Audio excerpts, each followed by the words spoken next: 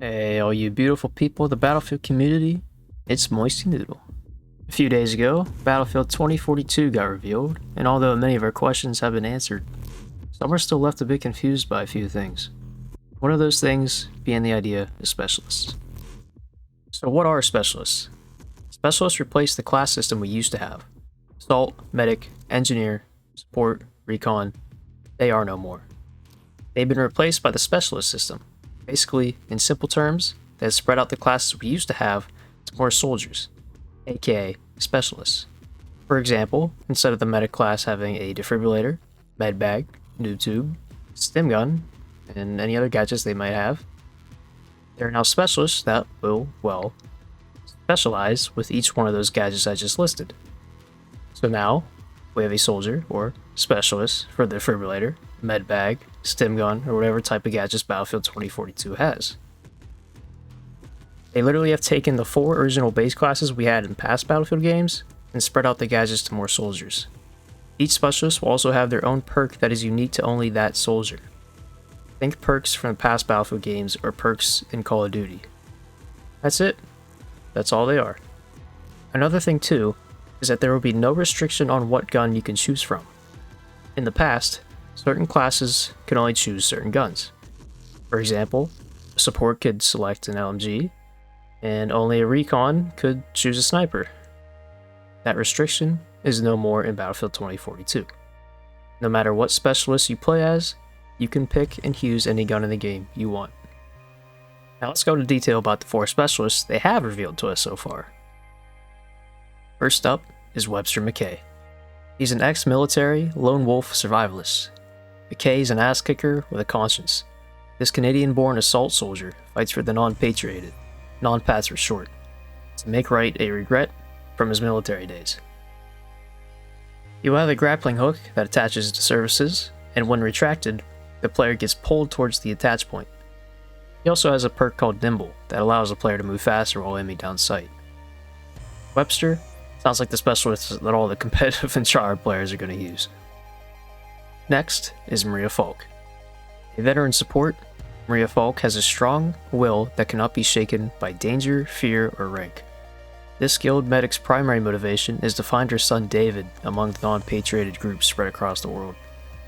Maria has a Surette pistol that fires a syringe to be able to provide friendlies with health.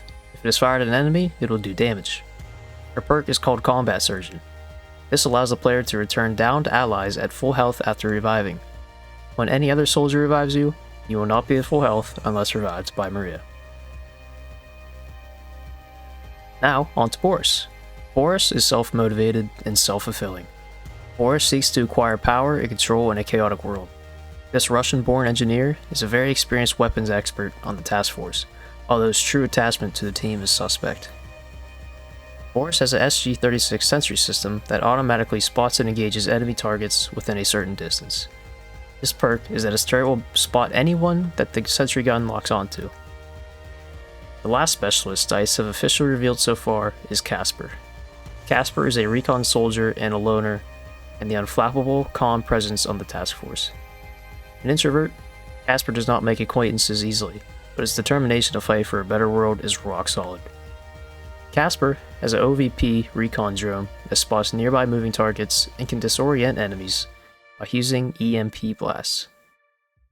You can also use it to designate targets for lock-on weapons. This perk is Movement Sensor, which alerts the player to approaching enemies, both while boots on the ground and when piloting the recon drone. Now there are still 6 more specialists we have yet to see, although I'm sure we will see more about the specialists this Sunday during the gameplay reveal. There are multiple soldiers seen in the reveal trailer that appear as if they are some of the unannounced specialists, but we don't know yet. So far, I like the idea of specialists.